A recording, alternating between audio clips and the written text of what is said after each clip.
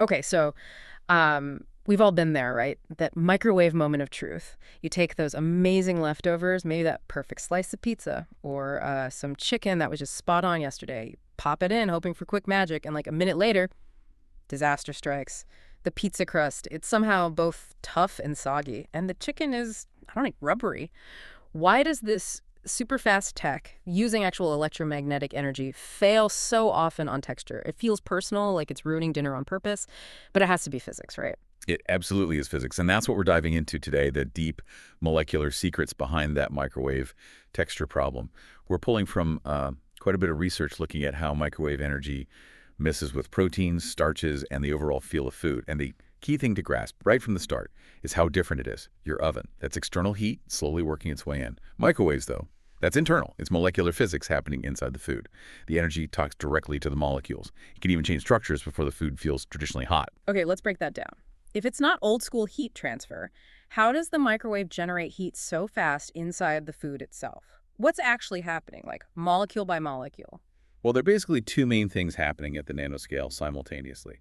First, dipole rotation. So your food is packed with polar molecules. Water is the big one. They act like tiny magnets. The microwave field flips back and forth incredibly fast, and these water molecules frantically try to keep up, spinning to align with the field. So they're doing this rapid little twisty dance. Exactly. A frantic dance is a good way to put it. But get this. Because the field is reversing so fast, they're forced to rotate against their neighbors. And here's the wow number from the research. At the usual microwave frequency, this spinning happens about 2.45 billion times every second. Whoa, wait, 2.45 billion times a second. That's mind-boggling. So that friction, that molecular rubbing, is where the heat comes from. Explains why my coffee gets nuclear in under a minute. That's the primary heating mechanism, yeah. But there's a second one, too. Ionic conduction. This involves free ions, think salt you added, or natural minerals in the food. These charged particles get pushed back and forth by the field through the food. That movement creates electrical resistance, which, well, generates more heat. But here's the crucial part for texture. This intense, super high-frequency action directly messes with protein structures. It actually encourages them to clump together, to aggregate in a way that just plain heating doesn't.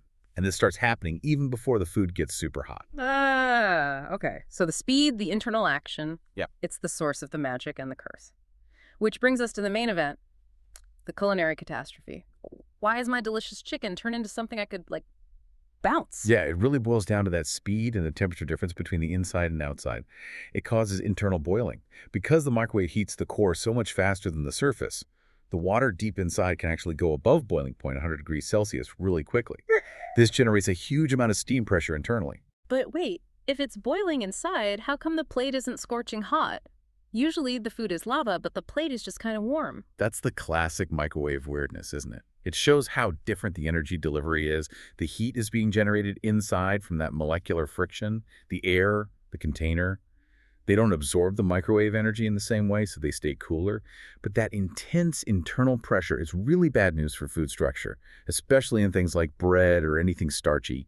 That fast internal steam leads to what's called the void collapse mechanism. Steam basically blows out the air trapped in the food structure. It's little air pockets. But then when the microwave stops, the steam cools and condenses almost instantly. And that condensation creates a vacuum, a powerful internal vacuum. So it's like the whole structure just implodes on itself. I reheated a croissant once and it felt like a dense little brick. Okay, void collapse. That explains it. It's exactly right. And you also get this other effect in starchy foods. Amylose redistribution. That internal steam pressure literally pushes parts of the starch molecules, specifically amylose, out of their granules. And it deposits these thick, concentrated amylose layers on the walls of those little air cells inside. This stuff then crystallizes super fast as it cools.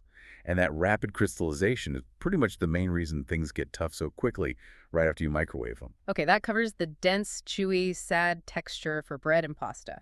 Now, meat. Why does low and slow cooking give you tender pulled pork, but nuking a steak makes it tough enough to use as a doorstop? It comes down to how the proteins react and when. Microwave heating pushes the denaturation, the unfolding of muscle proteins like myosin really, really fast. It can even start happening at surprisingly low temperatures, like 40 degrees Celsius. It's just too quick, too aggressive for the good changes we want in meat. Right, because for tenderness, especially in tougher cuts, you need time for the collagen, the connective tissue, to slowly break down into gelatin, correct? Precisely. Slow cooking gives you that time. Hours, sometimes. The collagen dissolves, gelatinizes, makes everything moist and tender. Microwaving, it's over before that process can really get going. So you end up with these really tightly denatured muscle fibers, making it hard, but the collagen hasn't had time to soften up. That combination is key to the toughness.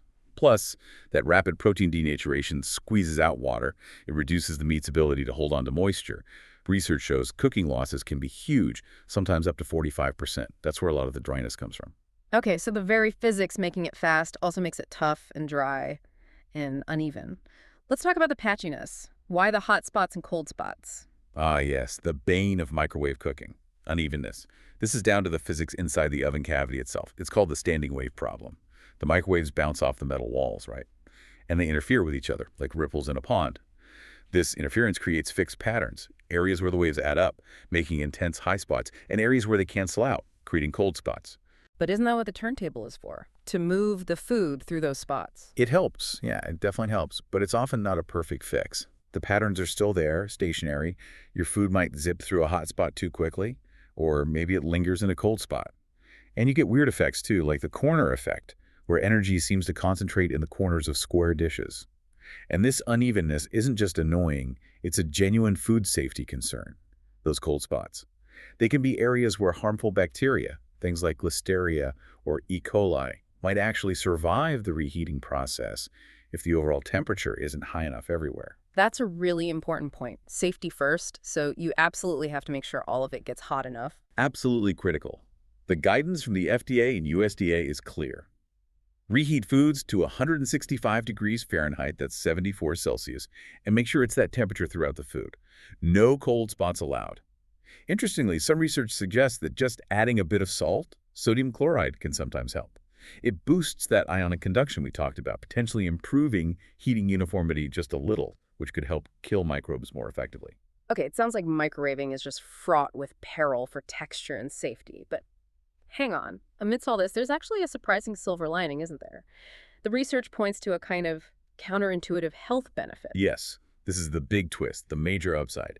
Despite all the texture issues, microwaving often does a better job of preserving nutrients compared to many conventional cooking methods. How does that work? How can something that mangles texture actually save vitamins? It really comes down to two things: time and water. Think about boiling vegetables. A lot of those water-soluble vitamins, like vitamin C and B vitamins, just leach right out into the cooking water, which you then probably pour down the drain. Microwaving is incredibly fast, and you usually use very little, if any, added water.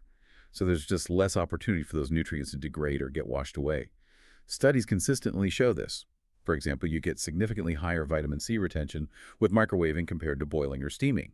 And it's great for B vitamins too. Retention rates are often really high, like 85 to 96%, which can be much better than you'd get with, say, conventional roasting. So for certain nutrients, it's actually a superior method. Wow, okay, so we have this paradox.